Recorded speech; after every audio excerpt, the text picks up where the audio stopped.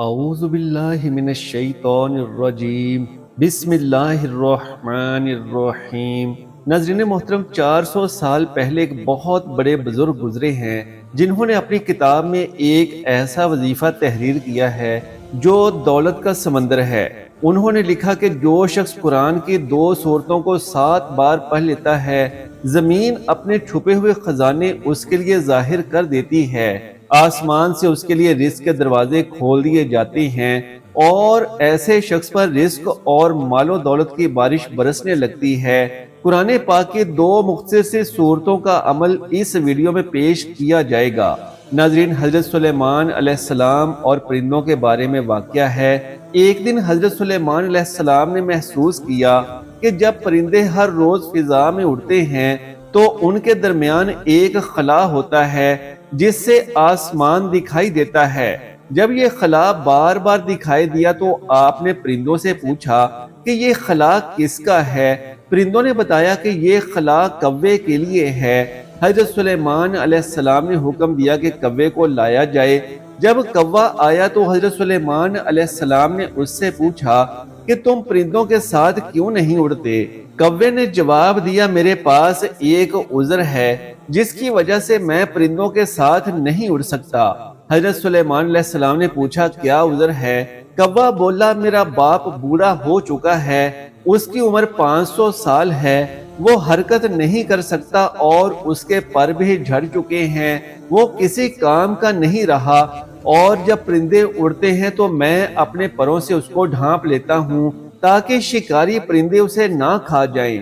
حضرت سلیمان علیہ السلام نے حکم دیا کہ کوے کے باپ کو لایا جائے تاکہ یہ دیکھا جائے کہ آیا کوا سچ بول رہا ہے یا جھوٹ۔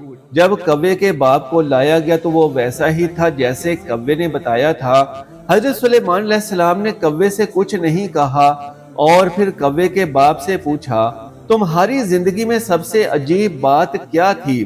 کوے کے باپ نے جواب دیا، جب میں جوان تھا میں نے ایک شہر دیکھا جس کی دیواریں، دروازے اور ہر چیز سونے کی بنی ہوئی تھی۔ جب میں وہاں اترا تو وہاں کے لوگ مجھے دیکھ کر بہت خوش ہوئے اور مجھے ایک اونٹ تحفے میں دیا جس کا گوشت میں نے اور دوسرے شکاری پرندوں نے کھایا۔ پھر کچھ وقت بعد قحط آیا اور میں نے سوچا کہ دوبارہ اس شہر میں جاؤں تاکہ کچھ کھا سکوں۔ جب میں وہاں پہنچا تو دیکھا کہ شہر اب چاندی کا ہو چکا ہے۔ وہاں کے لوگوں نے مجھے ایک بکری تحفے میں دی جس کا گوشت میں نے کھایا اور چلا گیا۔ کچھ سال گزرنے کے بعد میں نے پھر سوچا کہ اس شہر میں جاؤں، لیکن جب میں وہاں پہنچا تو دیکھا کہ سارا شہر مٹی کا ہو چکا تھا اور وہاں کے لوگوں نے مجھے کچھ بھی نہیں دیا۔ یہ میرے لیے زندگی کی سب سے عجیب بات تھی۔ حضرت سلیمان علیہ السلام نے پوچھا، کیا تمہیں اب بھی اس شہر کا مقام یاد ہے؟ کوے کے باپ نے کہا، ہاں مجھے یاد ہے۔ حضرت سلیمان علیہ السلام نے حکم دیا کہ کوے کو اپنے ساتھ فرش پر بٹھایا جائے اور ہوا میں اڑایا جائے۔ جب وہ شہر کے مقام پر پہنچے تو حضرت سلیمان علیہ السلام نے پوچھا، کہاں ہے وہ شہر؟ کوا بولا، یہیں تھا۔ حضرت سلیمان علیہ السلام نے حکم دیا کہ زمین سے مٹی کو ہٹایا جائے اور وہاں ایک پرانے شہر کے آثار ملے۔ حضرت سلیمان علیہ السلام نے حکم دیا کہ اس شہر میں کوئی جاندار تلاش کیا جائے۔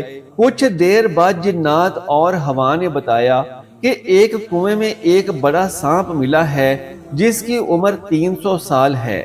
حضرت سلیمان علیہ السلام نے سانپ کو بلایا اور اس سے پوچھا، تم کون ہو؟ سانپ نے کہا، میرا نام سیاہ ہے۔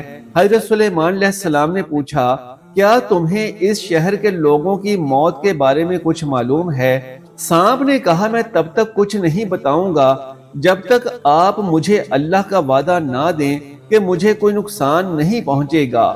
حضرت سلیمان علیہ السلام نے وعدہ دیا، میں تمہیں اللہ کا وعدہ دیتا ہوں کہ میں تمہیں کوئی نقصان نہیں پہنچاؤں گا جب تک تم کچھ غلط نہ کرو۔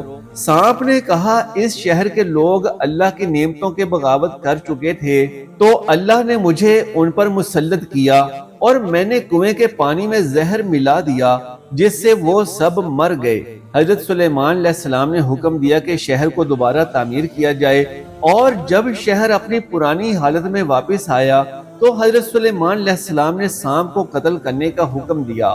سانپ نے کہا، اے اللہ کے نبی، آپ نے مجھے اللہ کا وعدہ دیا تھا۔ حضرت سلیمان علیہ السلام نے جواب دیا، ہاں میں نے تمہیں وعدہ دیا تھا کہ جب تک تم شریعت کے خلاف کچھ نہ کرو تمہیں کوئی نقصان نہیں پہنچے گا، لیکن تم نے ایک شخص کو نہیں بلکہ ایک پوری قوم کو قتل کیا ہے۔ سانپ کو قتل کرنے کے بعد حضرت سلیمان علیہ السلام نے اس کے دانتوں کو شہر کے دروازے پر لٹکا دیا، اور جب لوگ وہاں سے گزرتے تو پوچھتے یہ کس کے دانت ہیں؟ جواب ملتا یہ سانپ سیہ کے دانت ہیں۔ وقت گزرنے کے ساتھ ساتھ لوگ کہنے لگے یہ سیہ کے دانت ہیں، پھر صرف نابے سیہ کہنے لگے، اور آخر کار شہر کا نام نابلس پڑ گیا۔ حضرت شیخ عبد الرحمن بن سلام کے مطابق حضرت سلیمان علیہ السلام نے جب دیکھا کہ اللہ تعالیٰ نے ان کے لیے دنیا کو وسیع کر دیا ہے اور دنیا کی طاقت ان کے ہاتھ میں ہو گئی تو کہنے لگے، اے میرے معبود، اگر آپ مجھے اجازت دیں کہ میں آپ کی تمام مخلوقات کو پورے سال کھلاؤں تو بہتر ہوتا۔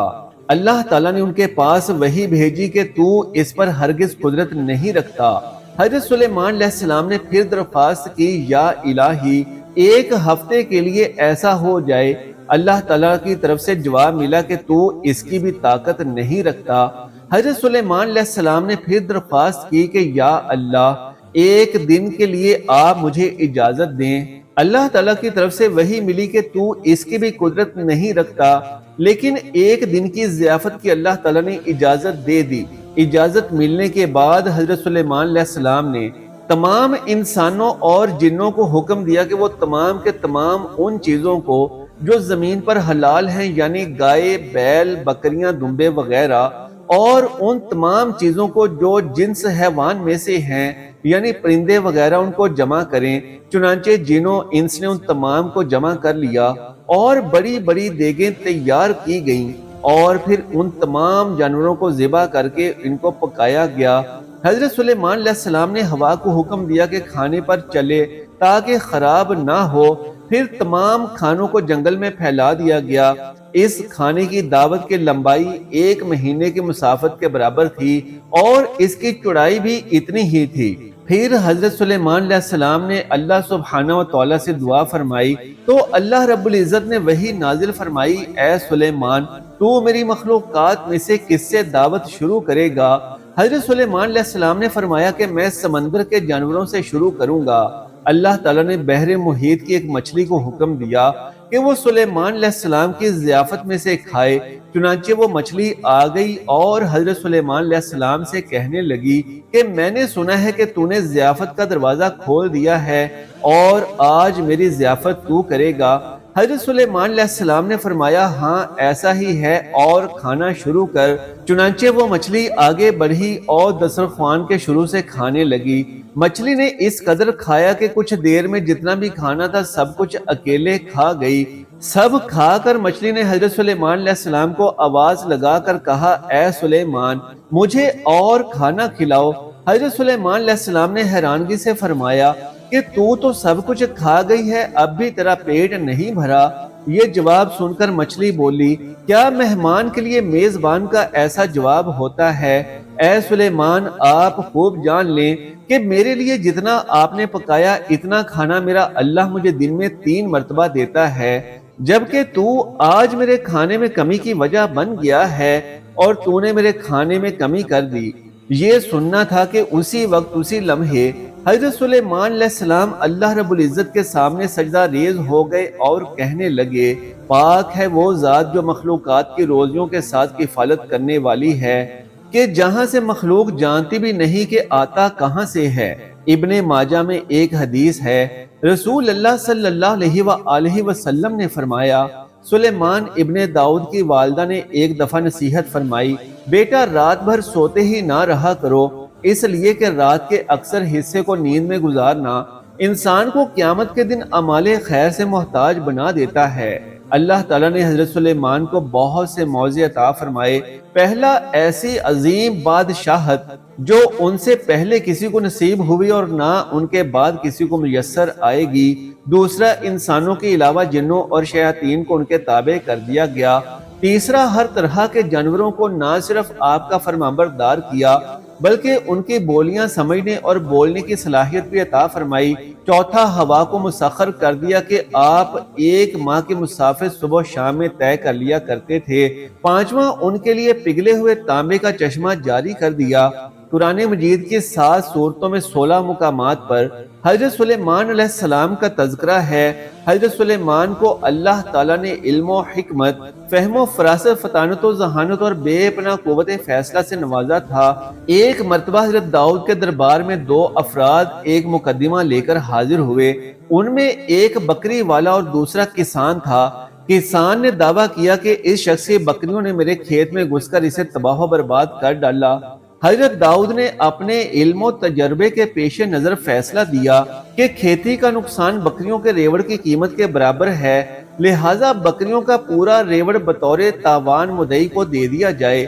فریقین عدالت سے باہر نکلے تو دروازے پر نوعمر حضرت سلیمان سے ملاقات ہو گئی۔ انہوں نے مقدمے کے بارے میں دریافت کیا اور فیصلہ سن کر دونوں کو لے کر والد محترم کی خدمت میں حاضر ہوئے اور گزارش کی اگر اجازت ہو تو اس فیصلے سے متعلق اپنی رائے پیش کروں۔ اجازت ملنے پر حضرت سلیمان بولے، آپ بکریاں تو کھیت والے کو دے دیں تاکہ وہ ان سے فائدہ اٹھاتا رہے، اور کھیت کی زمین بکریوں والے کے سپرد کر دیں کہ وہ اس میں کاشت کر کے کھیت کو اسی حالت میں واپس لے آئے جیسا بکریوں کے چرنے سے پہلے تھا۔ پھر کھیت واپس کسان کو دے دیں اور بکریاں بکری والے کو۔ حضرت داؤد کو یہ فیصلہ بہت پسند آیا۔ قرآن کریم میں ارشاد باری ہے، اور داؤد اور سلیمان کو یاد کیجئے جبکہ وہ کھیت کے معاملے میں فیصلہ کر رہے تھے کہ کچھ لوگوں کی بکریاں رات کو چر گئیں یعنی روند گئی تھیں، اور ہم ان کے فیصلے میں موجود تھے اور ہم نے ان کا صحیح فیصلہ سلیمان کو سمجھا دیا۔ سورۃ الانبیاء۔ حضرت سلیمان نے دعا مانگی، اے میرے پروردگار، میری مغفرت فرما اور مجھے ایسی بادشاہت عطا کر جو میرے بعد کسی کو بھی میسر نہ ہو، بے شک تو بڑا عطا فرمانے والا ہے۔ سورہ صاد۔ حضرت سلیمان علیہ السلام کی یہ دعا اللہ کے دین کے غلبے ہی کے لیے تھی، چنانچہ اللہ عز و جل نے دعا قبول فرمائی اور انہیں عظیم الشان حکومت عطا فرمائی۔ آپ 7 اقلیم کے بادشاہ تھے، دنیا کی ہر شے آپ کے مطیع اور فرمانبردار تھی۔ ہوا کو حکم دیتے تو وہ مہینوں کا سفر گھنٹوں میں طے کر دیتی، چرند پرند ہر حکم کی تابع داری کے لیے حاضر ہوتے، سرکش جنات ہر وقت ہاتھ باندھے احکامات کی بجا آوری کے لیے تیار رہتے، اور شیاطین زنجیروں میں جکڑے رہتے۔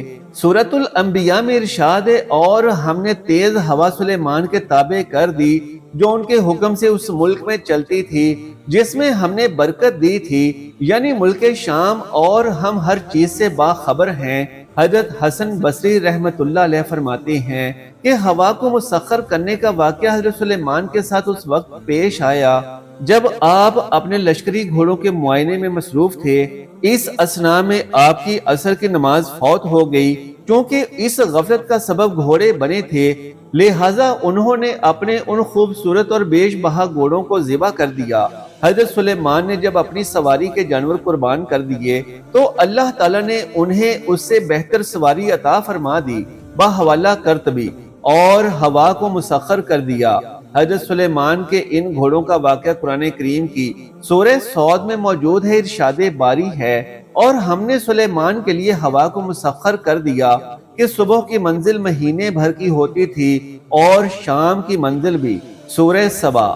یعنی حضرت سلیمان معایان سلطنت اور لشکر تخت پر بیٹھ جاتے، اور جدھر آپ کا حکم ہوتا ہوائیں اسے اتنی رفتار سے لے جاتی کہ 1 مہینے جتنی مسافت صبح سے دوپہر تک کی ایک منزل میں طے ہو جاتی، اور پھر اسی طرح 1 مہینے کی مسافت دوپہر سے رات تک میں، یعنی اس طرح ایک دن میں 2 مہینوں کی مسافت طے ہوتی۔ ابن ابی حاتم نے حضرت سعید بن جبیر سے نقل کیا ہے کہ تخت سلیمانی پر 6 لاکھ کرسیاں رکھی جاتی تھیں، جن پر حضرت سلیمان علیہ السلام کے ساتھ اہل ایمان انسان اور ان کے پیچھے اہل ایمان جنات بیٹھتے۔ پھر پرندوں کو حکم ہوتا کہ وہ تخت پر سایہ کر لیں تاکہ آفتاب کی تپش سے تکلیف نہ ہو۔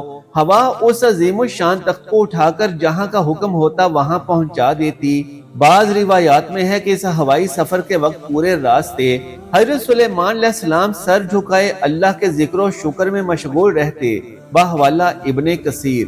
اللہ تعالیٰ نے جنات اور شیاطین کو بھی حضرت سلیمان کا تابع اور فرمانبردار بنا دیا تھا، جو نوکروں چاکروں کی طرح آپ کا ہر حکم بجا لاتے۔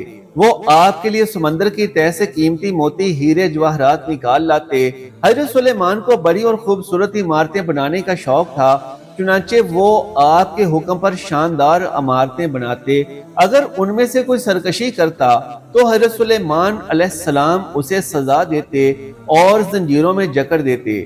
قرآن کریم میں ارشاد ہے، ہم نے بہت سے شیاطین بھی ان کے تابع کیے تھے جو ان کے فرمان سے غوطے لگاتے تھے، اور اس کے سوا بھی بہت سے کام کرتے تھے، اور ان کے نگہبان ہم ہی تھے۔ سورۃ الانبیاء۔ ان جنوں میں بھی دو طرح کے جنات تھے۔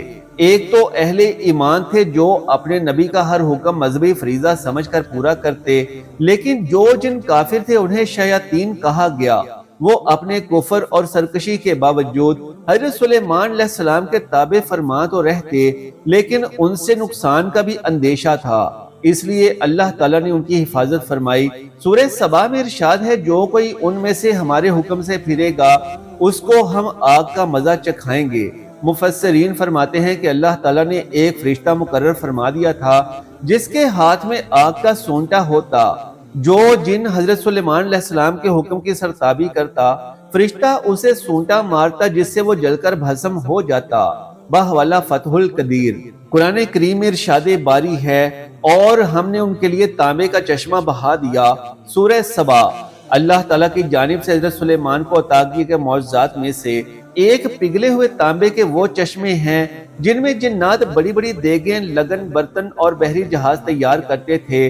تورات اور جدید تاریخی تحقیقات سے پتہ چلتا ہے کہ حضرت سلیمان نے بڑے پیمانے پر بحری تجارت کا سلسلہ شروع کیا تھا۔ ایک طرف اسیون جابر سے ان کے تجارتی جہاز بحر احمر میں یمن اور دوسرے جنوبی و مشرقی ممالک کی طرف جاتے، اور دوسری طرف بحر روم کی بندرگاہوں سے ان کا بیڑا، جسے ہائبل میں ترسی بیڑا کہا گیا ہے، مغربی ممالک کی طرف جایا کرتا تھا۔ اسیون جابر میں ان کے زمانے کی ایک عظیم الشان بھٹی ملی ہے۔ آثار قدیمہ کے ماہرین کا اندازہ ہے کہ یہاں اوم کے علاقے اربا کی کانوں سے خام لوہا اور تانبا لایا جاتا اور اس بھٹی میں پگھلا کر اسے دوسرے کاموں کے علاوہ جہاز سازی میں بھی استعمال کیا جاتا تھا۔ اس سے قرآن مجید کی اس آیت کا مفہوم واضح ہوتا ہے جو سورہ سبا میں حضرت سلیمان کے متعلق آئی ہے کہ اور ہم نے ان کے لیے پگھلی ہوئی دھات کا چشمہ بہا دیا۔ بحوالہ تفہیم القرآن۔ شیخ سعدی رحمت اللہ علیہ فرماتے ہیں کہ حضرت سلیمان کے عہد میں قحط پڑا تو آپ علیہ السلام نے لوگوں کو نماز استسقاء کے لیے نکلنے کا حکم دیا۔ جب نماز پڑھنے میدان میں گئے تو وہاں ایک چیونٹی اپنے قدموں پر کھڑی دعا کر رہی تھی، اے اللہ، میں بھی تیری مخلوق ہوں، ہمارا بھی تیرے فضل کے بغیر چارہ نہیں، تو اے اللہ ان پر بارش برسا دے۔ یہ سن کر آپ واپس آ گئے اور لوگوں کو کہا کہ اب بارش ہو جائے گی۔ ایک مرتبہ جب سلیمان علیہ السلام نے پرندوں کی حاضری لی تو معلوم ہوا کہ ہدہد غائب ہے۔ بغیر اطلاع غیر حاضر ہونے پر آپ کو غصہ آ گیا اور فرمایا، اگر ہدہد نے غیر حاضری کی معقول وجہ نہ بتائی تو اسے سخت سزا دوں گا اور ذبح کر دوں گا۔ حضرت عبداللہ ابن عباس سے سوال کیا گیا کہ تمام پرندوں میں سے ہدہد کی تفتیش کی کیا وجہ تھی؟ آپ نے جواباً فرمایا، حضرت سلیمان علیہ السلام نے کسی ایسے مقام پر قیام فرمایا جہاں پانی نہیں تھا۔ اللہ تعالیٰ نے ہدہد کو یہ خاصیت عطا فرمائی ہے کہ وہ زمین کے اندر کی چیزوں اور زمین کے اندر بہنے والے چشموں کو بھی دیکھ لیتا ہے۔ حضرت سلیمان علیہ السلام کا مقصود یہ تھا کہ ہدہد سے معلوم کریں کہ اس میدان میں پانی کتنی گہرائی میں ہے اور کس جگہ زمین کھودنے سے پانی کافی وافر مقدار میں مل سکتا ہے۔ وہ ہدہد کی نشاندہی کے بعد جنات کو حکم دیتے کہ زمین کو کھود کر پانی نکال لو۔ مفکرین دین اسلام اس بات پر بہت زور دیتے ہیں کہ جہاں دینی تعلیمات ایک عام انسان کی روح کو پاکیزہ کرتی ہیں، وہی ایسی دینی تعلیم بھی ہونی چاہیے جو انسان کے روزگار اور رزق کے حوالے سے اس کی مددگار ہو۔ بلا شبہ رزق اور مال و دولت عطا کرنے والی ذات صرف اور صرف خدائے وحدہ لا شریک ہی ہے، اور جسے چاہے بے حساب رزق عطا فرماتا ہے۔ لیکن بزرگان دین نے کچھ ایسے طریقہ کار بھی وضع کیے ہیں جو دینی تعلیمات کے عین مطابق ہے اور شب و روز کے آزمائے ہوئے مجرب عملیات ہیں۔ 400 سال پرانی کتاب اجزائے طریقت میں مفتی علامہ عبد القادر مصری رحمت اللہ علیہ سے منقول رزق کے خزانے کھلوانے کا ایسا عمل بتایا گیا ہے کہ جس کے کرنے سے انسان پر دولت کی بارش ہونے لگتی ہے۔ خالصتاً قرآنی عمل ہے اور ہر مرد و عورت چھوٹا بڑا بآسانی اس عمل سے مستفید ہو سکتا ہے۔ قرآن پاک کی 2 چھوٹی سورتوں کا عمل ہے اور ساتھ اللہ کے ایک نام کا ورد ہے۔ ناظرین کرام، عمل میں بتایا گیا ہے کہ ہر روز بلا ناغہ 2 مرتبہ یعنی صبح فجر کی نماز کے بعد اور شام میں عشاء کی نماز کے بعد قرآن کی 2 مختصر سورتیں پڑھنی ہیں۔ ان میں سے پہلی سورت سورہ فاتحہ ہے، اس کو 7 بار پڑھنا ہے، اور دوسری سورت سورہ علم نشرہ ہے تو اس کو بھی 7 مرتبہ ہی پڑھنا ہے۔ ان دونوں سورتوں کو 7 بار پڑھ کر اللہ کا ایک نام یا رزاقو 313 مرتبہ پڑھنا ہے۔ اول و آخر درود پاک پڑھیں اور اس عمل کو اپنی زندگی میں شامل کر لیں۔ انشاءاللہ اس عمل کی برکت سے زمین اپنے چھپے ہوئے خزانے ظاہر کرنے لگتی ہے اور پڑھنے والے کے لیے آسمان سے رزق کے دروازے کھول دیے جاتے ہیں۔ ایسا شخص جو یہ عمل کرتا ہے اس پر رزق کی بارش ہونے لگتی ہے۔ مفتی علامہ عبد القادر مصری رحمت اللہ علیہ نے بہت سے واقعات کا ذکر بھی کیا ہے جن پر اس وظیفے کے سبب اللہ کی برکتیں اور رحمتیں نازل ہونے لگی۔ یہاں اختصار سے بتانا مقصد ہے کہ بیش بہا اور وافر مال و دولت حاصل کرنے کا بیش قیمتی عمل ہے، اسے اپنی روزمرہ کی زندگی میں ضرور شامل کریں اور پھر اپنی آنکھوں سے اس کے اثرات رونما ہوتے ہوئے دیکھیں۔ اللہ تبارک و تعالیٰ سے دعا ہے کہ نیکی کی بات کو سننے سمجھنے اور اس پر عمل کرنے کی طاقت و توفیق مرحمت فرمائے۔ میرا سنانا اور آپ کا سننا اپنی بارگاہ میں قبول و منظور فرمائے، آمین یا رب العالمین۔ جزاک اللہ خیرن کثیرا۔ اللہ ہم سب کا حامی و ناصر ہو۔